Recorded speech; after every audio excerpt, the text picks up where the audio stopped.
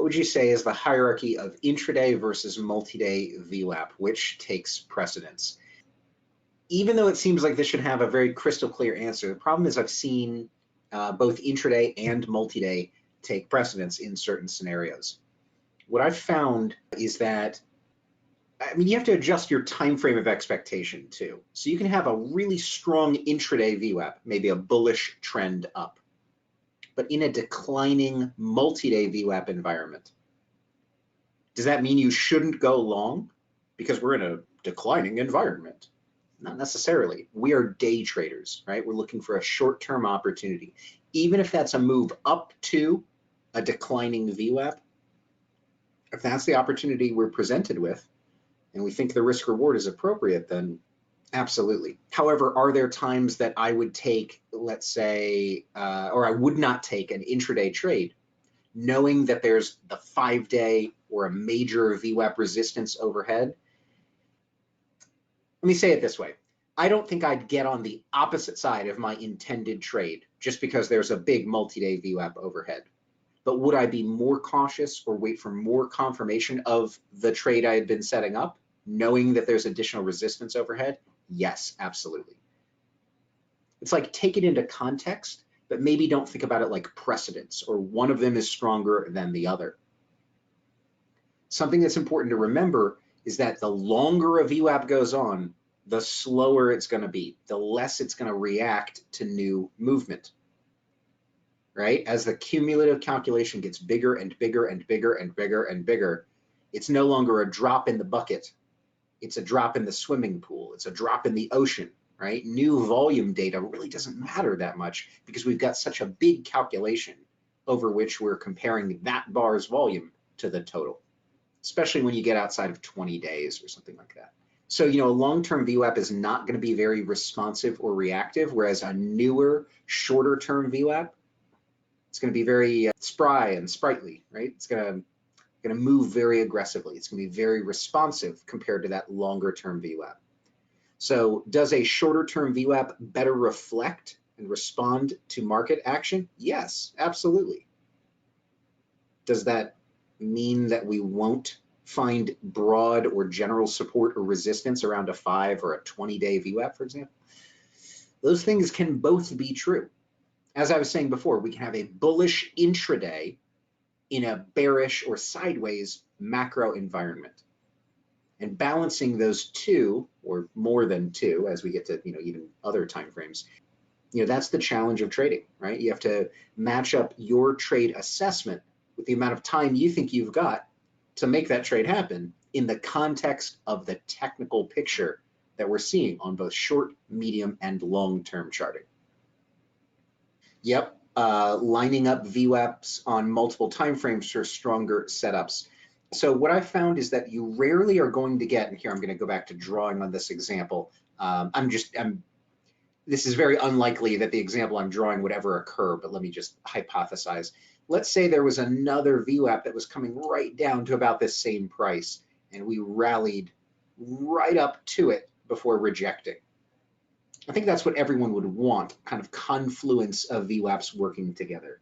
It's very rare that that's going to happen, that VWAPs are going to be in the same place unless they're launched from about the same time. Like I said, VWAPs, as they get longer and longer, are not as responsive. Like a cross of VWAPs, that's another question from later in the queue.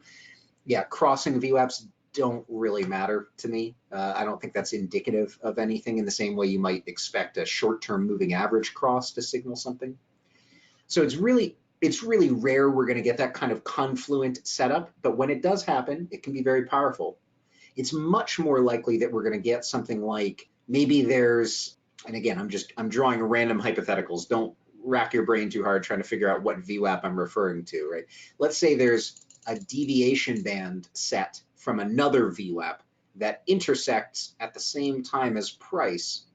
It's coming right up to the red VWAP we have here. So on the red VWAP basis, this would be a type 1 short, down and away from the VWAP. But on the basis of these deviation bands, this would be a type 2 short, down and away from the white deviation band lines. So there will be some confluence that occurs. It just may not be a VWAP and a VWAP. It might be a VWAP and deviation bands. And that's obviously why I'm such a fan of deviation bands. They absolutely matter in ways that people who are just sitting around waiting for VWAPs to touch or for price to cross a VWAP, you're going to be sitting on your hands for days or weeks or months at a time with these longer term VWAPs.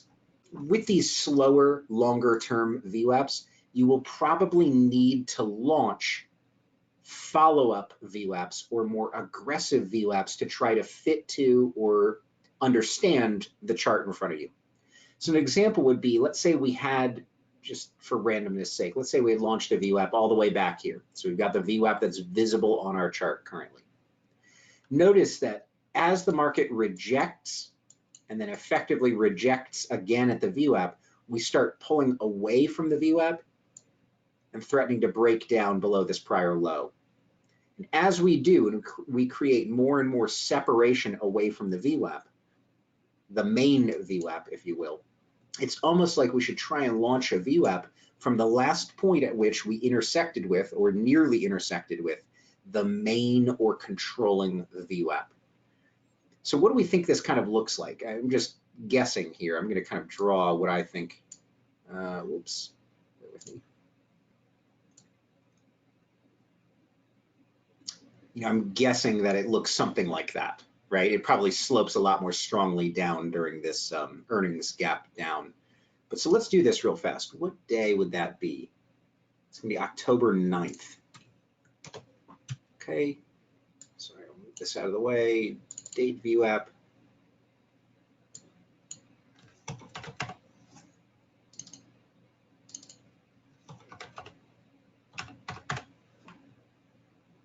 Let's turn on. Oh, I'm an idiot. Turn off the adaptive VWAP.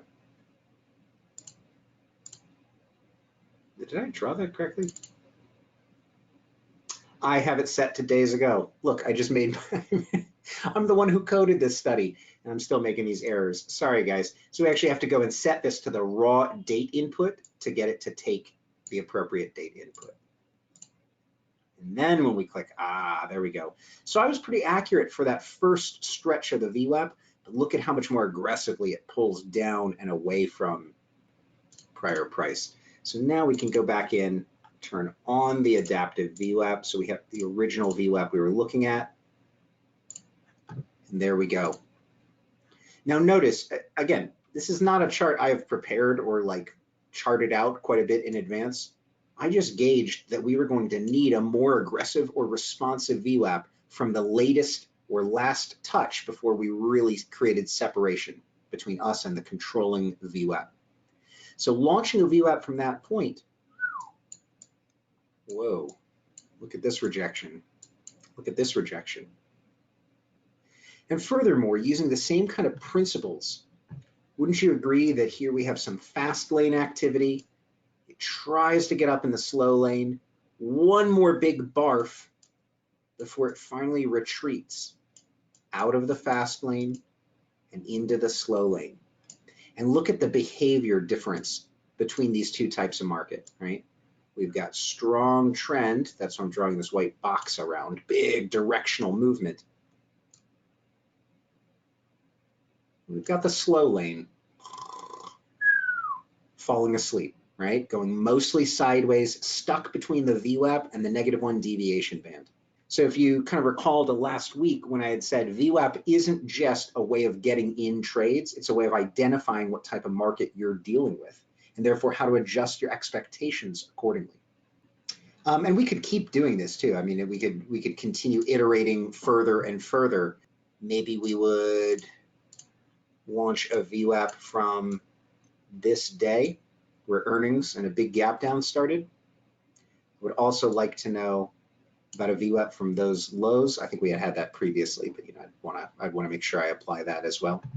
And furthermore, we could even apply the same principles to here and here, drawing a VWAP that would offer us likely some resistance until we break above it, and then threatening to hold support.